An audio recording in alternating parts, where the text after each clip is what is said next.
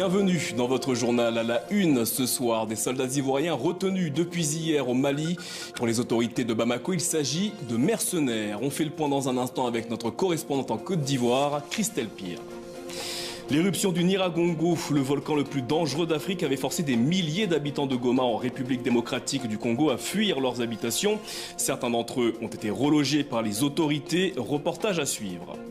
Après plus de 2 ans de guerre, la famine tue sans distinction dans la région septentrionale du Tigré.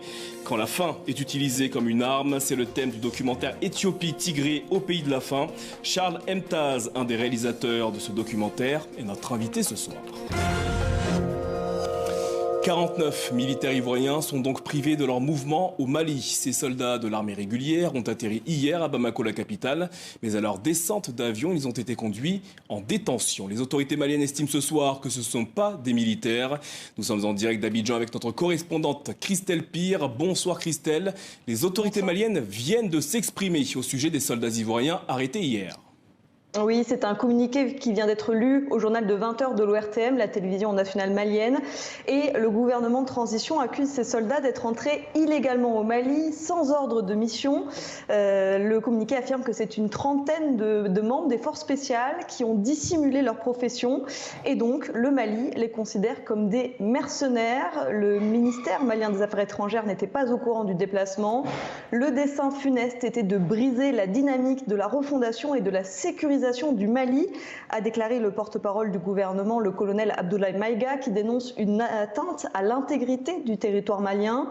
Il affirme que les 49 interpellés ont été mis à la disposition de la justice, que leurs armes et leurs équipements ont été saisis et que tout cela a été fait à l'insu du gouvernement ivoirien, que ces hommes sont venus à l'insu du gouvernement ivoirien et que les deux États, le Mali et la Côte d'Ivoire, collaborent ensemble aujourd'hui. Pourtant, Christelle, tout au long de la journée, c'est une autre version qui a été annoncée. Oui, alors le gouvernement ivoirien n'a pas encore officiellement réagi à cette affaire, mais tout au long de la journée, l'état-major ivoirien, tout comme la MINUSMA, affirmait que ces militaires faisaient partie des éléments nationaux de soutien. Alors ces éléments nationaux de soutien, ce sont des soldats qui ne font pas vraiment partie de la MINUSMA, la mission des Nations Unies au Mali, mais qui sont en appui logistique à celle-ci. Et bien selon cette version qui avait été avancée pendant la journée, ces 49 soldats ivoiriens devaient être déployés à l'aéroport de Bamako dans le cadre d'une relève. Eh bien, finalement, ce soir, la version est tout autre puisque le Mali les accuse d'être des mercenaires, alors que ce matin, l'état-major ivoirien évoquait une incompréhension. Plusieurs sources évoquaient simplement un ordre de mission qui manquait à l'appel hier à l'aéroport de Bamako. Finalement, c'est un événement beaucoup plus grave et qui risque d'envenimer encore plus les relations entre la Côte d'Ivoire et le Mali, des relations qui se sont tendues ces derniers mois, étant donné que le président ivoirien Alassane Ouattara a été l'un des partisans des sanctions éditées contre le Mali par la CEDEAO, des sanctions qui ont été levées il y a une semaine. Christelle Pire, correspondante TV5 Monde en Côte d'Ivoire. Merci Christelle pour ces précisions. Les zones d'ombre demeurent au Togo. Dans la nuit de samedi à dimanche, au moins 7 adolescents ont été tués et 2 autres gravement blessés dans une série d'explosions dans la préfecture de Tonne, dans la région des Savanes située à l'extrême nord du pays, près de la frontière avec le Burkina Faso. L'armée togolaise annonce aujourd'hui l'ouverture d'une enquête afin de déterminer les circonstances de ces explosions. Kassim Shettima, ex-gouverneur de l'État de Borno, sera le colistier de Bola Ahmed Tinubu, le candidat du parti au pouvoir à la présidentielle de février 2023 au Nigeria. Un musulman originaire du sud-ouest du pays, Kassim Shettima est lui aussi musulman, mais originaire du Nord. La tradition électorale nigériane veut que les candidats présidentiels du Nord, majoritairement musulmans, choisissent un vice-président originaire du Sud, majoritairement chrétien, et vice-versa. Paul Kagame se dirige-t-il vers une nouvelle candidature? Interrogé par nos confrères de France 24, le président rwandais, au pouvoir depuis l'an 2000, a clairement laissé entendre qu'il faudra compter avec lui lors de la prochaine présidentielle. Les réactions à Kigali avec notre correspondante, Mariam Koné. J'envisage de me présenter pour 20 ans de plus et je n'ai aucun problème avec ça. Cette phrase de Paul Kagame, interrogé au sujet de la présidentielle de 2024, n'est pas passée inaperçue au Rwanda. Le président a ensuite précisé que les élections sont l'occasion pour les gens de choisir. Alors que jusqu'à présent, il était resté discret quant à ses projets pour 2024, eh bien c'est la première fois qu'il annonce publiquement une possible candidature. Au FPR, le parti politique dont Paul Kagame est aussi le président, certains membres sont déjà prêts pour la campagne électorale. Être heureux, c'est un euphémisme. Je suis submergé par le bonheur. Submergé. Il est vraiment le candidat pour lequel certains d'entre nous devraient se battre. Et nous allons nous battre. Il nous assure la continuité dans la paix et le développement, comme vous pouvez le voir. Qui d'autre sinon ? L'opposition n'est pas surprise par cette annonce, mais elle se dit inquiète. Lors de la dernière présidentielle en 2017, Paul Kagame avait obtenu 98% des voix. Le problème qui s'oppose, ici au Rwanda, nous avons une dictature à nulle autre pareille. C'est-à-dire quoi? C'est-à-dire que si le président Kagame, on a l'expérience, se porte candidat, on va avoir des élections qui ne sont pas libres, qui ne sont pas transparentes. Paul Kagame rejette ces accusations de dictature. Il est l'homme fort du Rwanda depuis le génocide des Tutsis en 1994 et président depuis 2000. En 2015, il a fait modifier la Constitution, ce qui lui permet théoriquement de rester au pouvoir jusqu'en 2034. Au moins 6 personnes tuées et des centaines d'autres enlevées le week-end dernier dans la province de l'Ituri, située dans l'est de la République démocratique du Congo. Selon des sources locales, les ADF, cette rébellion originaire d'Ouganda, serait à l'origine de ces actes. Toujours dans la République démocratique du Congo, plus d'un an après l'éruption du Nyiragongo, des sinistrés viennent d'être relogés par les autorités. 120 familles ont ainsi été réaménagées, notamment des logements sociaux qui ont été mis à leur disposition. Mais malheureusement, c'est encore trop peu car les sinistrés de cette catastrophe se comptent par milliers. Reportage Amani Alimassi, Anaïs Furtad et Stéphane Dard. Alliance Vineza déménage. Elle emporte quelques affaires coincées dans cet abri de fortune d'à peine 2 mètres carrés. Comme elle, plus de 1500 personnes ont vécu dans ce camp ces derniers mois. Des familles sinistrées de l'éruption du volcan Nyiragongo le 22 mai 2021. Ça a été une année de calvaire et on n'avait pas d'eau potable, pas de médicaments et les enfants n'étudiaient pas non plus. Nous avons été complètement abandonnés, mais aujourd'hui nous sommes contents. Nous remercions Dieu car nous allons enfin être relogés dans des maisons dignes. À 3 km du camp, 120 logements sociaux ont été construits à l'initiative de la gouverneure intérimaire de la province de Lualaba. Un lot de consolation qui ne concerne qu'une poignée de sinistrés. Alliance et son mari retrouvent le sourire. Ils vivront ici avec leurs 6 enfants, hébergés durant des mois en famille d'accueil à Goma. Nous sommes très nombreux à avoir tout perdu à cause du volcan. Mais nous sommes reconnaissants pour cette maison. Nous voudrions simplement avoir accès à un hôpital et à une école pour que nos enfants étudient. Le projet a été inauguré en grande pompe, en présence d'officiels venus de Kinshasa et de Lualaba. Le gouvernement congolais l'affirme, des travaux suivront. La construction de 120 abris définitifs constitue un bon début pour la reprise d'une vie normale dans ce territoire de Nyiragongo. Mais la majorité des sinistrés vit toujours dans des camps. Près de 4000 familles touchées par l'éruption volcanique attendent depuis plus d'1 an d'être relogées par l'État.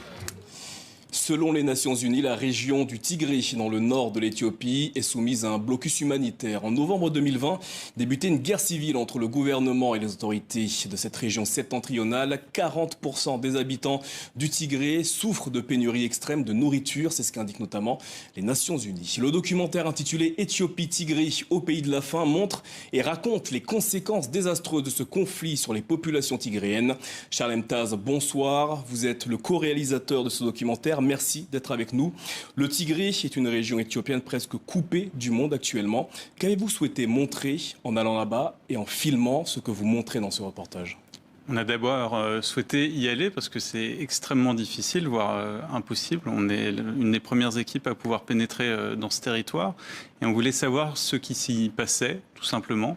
On parlait de famine, l'ONU notamment, et on voulait savoir si c'était une réalité. Et une fois dans le Tigré, très très rapidement, on a constaté que tout le monde avait énormément de mal à se nourrir.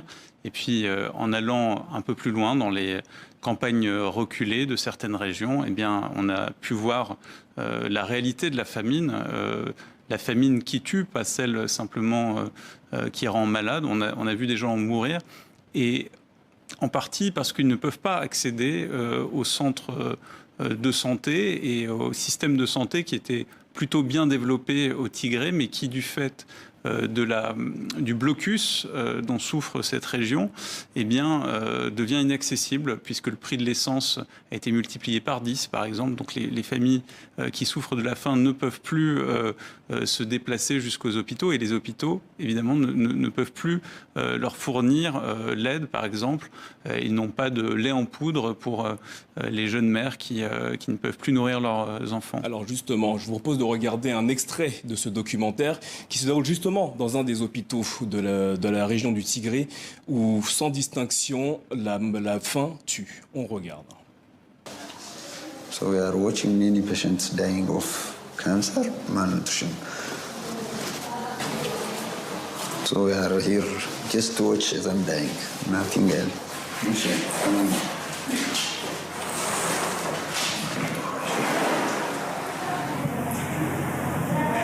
The operation is not done here.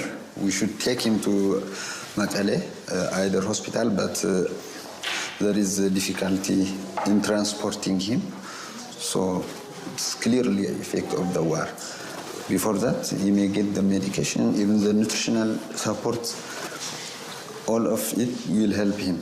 But now, as you can see, we cannot do anything. We are just giving him supportive care only. We cannot give any other further treatment.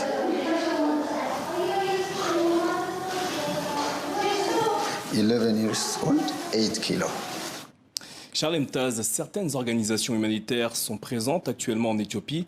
Qu'est-ce qui explique qu'elles ne parviennent pas à venir en aide aux populations du Tigré ? Bien, effectivement, on peut voir quelques humanitaires à Mekele, la capitale du Tigré, mais ils ont énormément de mal à travailler, tout simplement parce qu'ils ne peuvent pas amener d'aide. Les camions ne passent pas, ou très difficilement, ou au compte-gouttes, ou alors ils sont arrêtés dans les régions voisines qui elles-mêmes peuvent souffrir de la faim. Et qui est-ce qui empêche ces camions de circuler ? Eh bien, on peut dire que ce sont à la fois les autorités fédérales et aussi les régions qui se trouvent sur le chemin de ces camions, qui elles-mêmes ont de grandes difficultés. Mais la particularité du Tigré, c'est que rien ne parvient là-bas, ni l'aide humanitaire, ni l'essence. Les télécommunications sont coupées, tant et si bien qui se retrouvent totalement isolés du reste du monde et sans ressources face à un phénomène tel que la famine. La famine est l'une des plus anciennes armes de guerre. Utiliser la faim comme une arme doit-il être considéré aujourd'hui comme un crime de guerre ? Ça, il ne m'appartient pas de le dire. Notre rôle à nous, c'était de voir la réalité de cette famine. Il y a ce qui est dit sur place, la parole qui est relayée par la diaspora. Il y a ce qui est dit du côté des autorités fédérales où il n'y aurait pas de problème. Et puis il y a ce qu'on a vu. Ce qu'on a vu, c'est la faim absolument partout et la famine. Et ce qu'on a vu, c'est le lien entre la famine et la situation de siège. Le siège, le fait que, par exemple, la question de l'essence, qui peut paraître anecdotique comme ça, mais le fait que toute circulation, tout mouvement soit quasiment impossible dans le pays, accentue de façon absolument dramatique cette famine. L'absence de médicaments également. Il y a des bébés en situation de malnutrition, en temps normal, dans un hôpital normal, en 1 semaine, 10 jours, ils sont sortis d'affaires. Là-bas, de par le fait de l'absence de médicaments, de par la difficulté de les transporter vers un hôpital qui aurait des médicaments, eh bien, ça donne des drames. Dans ce documentaire, vous montrez la façon avec laquelle le Tigré et sa capitale, Mekele, dont vous venez de parler, ville moderne, a été renvoyé des années en arrière. Pourquoi ces vives tensions entre le gouvernement et les autorités tigréennes ? C'est une longue histoire. Disons que le peuple tigréen a dominé la vie politique éthiopienne pendant 30 ans. Ce sont les vainqueurs de la dictature du Derg, la dictature d'inspiration communiste. Ils ont dirigé ou fait diriger le pays quasiment pendant 30 ans.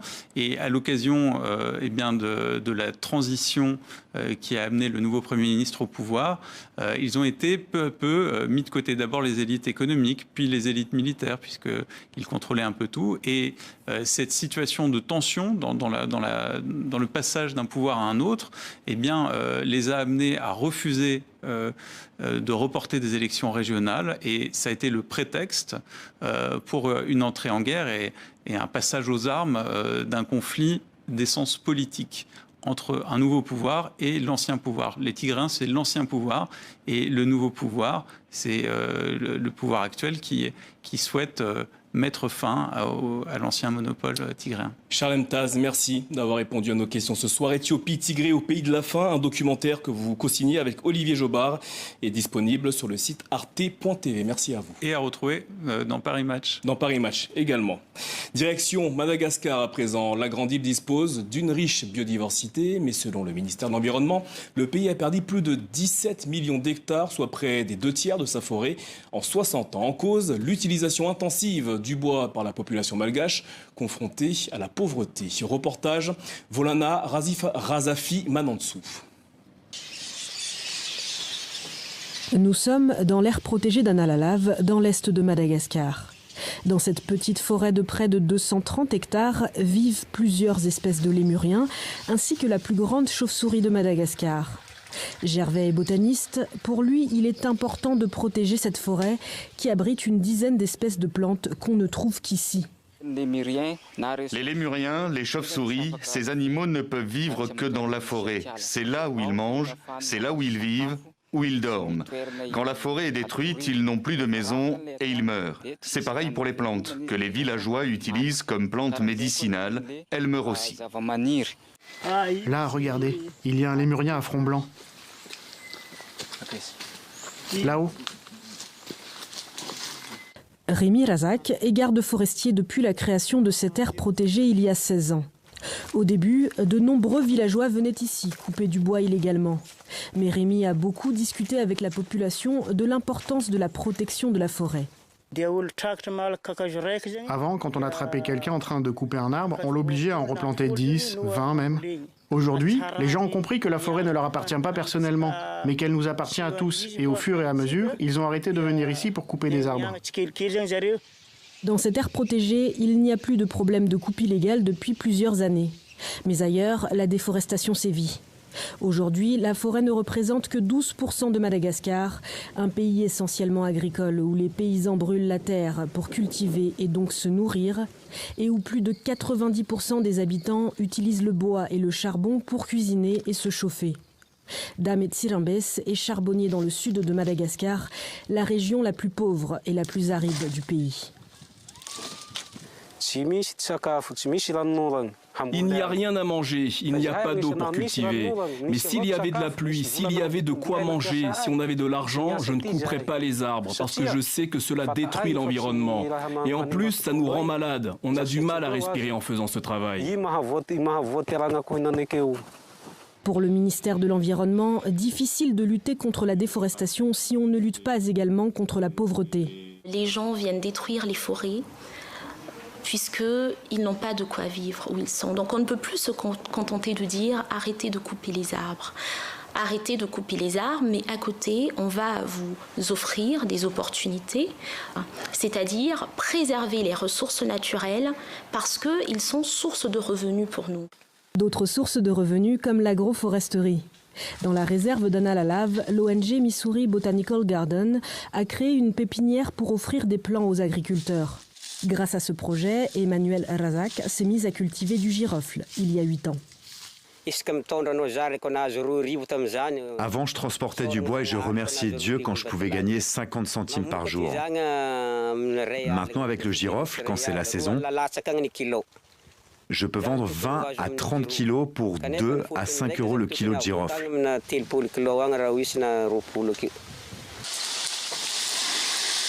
Les paysans reçoivent aussi des plants d'arbres à croissance rapide comme l'eucalyptus qui pourront être coupés pour produire du charbon en dehors des aires protégées. Des initiatives porteuses d'espoir qui font rimer développement et environnement. Utiliser l'art pour défendre l'environnement, justement. C'est l'objectif du premier musée sous-marin d'Afrique de l'Ouest. Il a ouvert ses portes dans la baie de Dakar, au Sénégal, situé à 4 mètres de profondeur. 8 sculptures des artistes Misha Sanders et Philippe Putzer ont été immergées afin de redonner vie à certaines espèces. Vous voyez ce reportage réalisé par Hélène Renaud. Faire de l'océan une œuvre d'art pour protéger ses trésors. Sur un site marin de 5000 m² dans la baie de Dakar, l'association de défense de l'environnement Océanium a immergé 8 sculptures. Un drôle de lieu d'exposition sous 4 mètres de profondeur. Ces œuvres sous-marines faites d'argile et de ciment jouent le rôle de récifs artificiels pour attirer la vie. Déjà, on a vu que 6 mois plus tard, les algues se sont déjà accaparées les œuvres et les fruits de mer aussi. Donc ça veut dire que ça peut fonctionner. En créant ce musée, on va créer une prise de conscience. Une prise de conscience à travers l'art et l'action. Nettoyer et dépolluer la mer, c'est le combat de l'ONG depuis plus de 30 ans. Mission du jour, récupérer un filet de pêcheurs abandonné, coincé sur une épave, un piège mortel pour les poissons.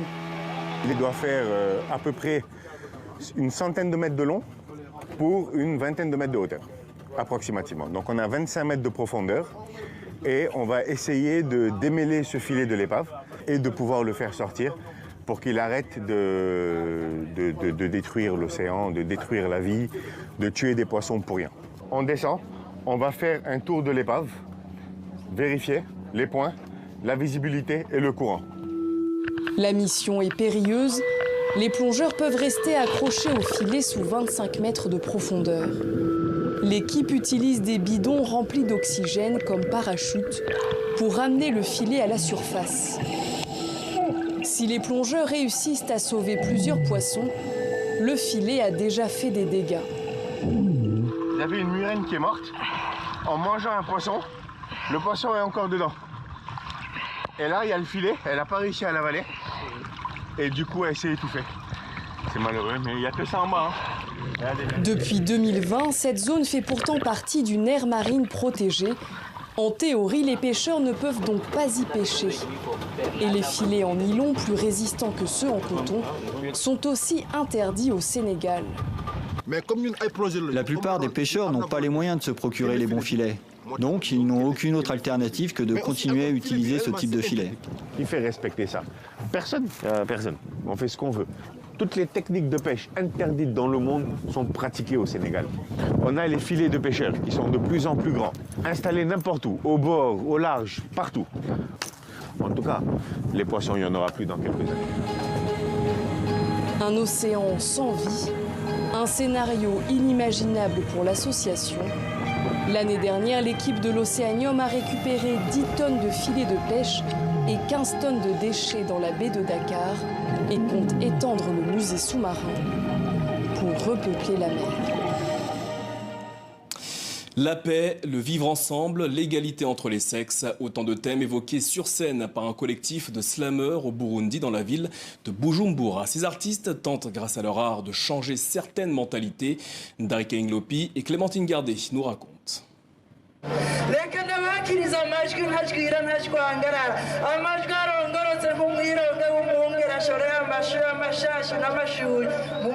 Une foule attentive et des contes aux allures de plaidoyer pour une vie ensemble. À Bujumbura, un collectif d'artistes tente d'inciter au dialogue.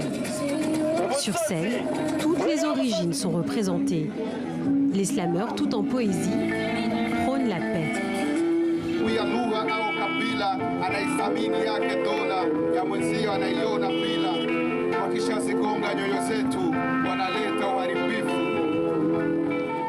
Des mots pour lutter contre la balkanisation.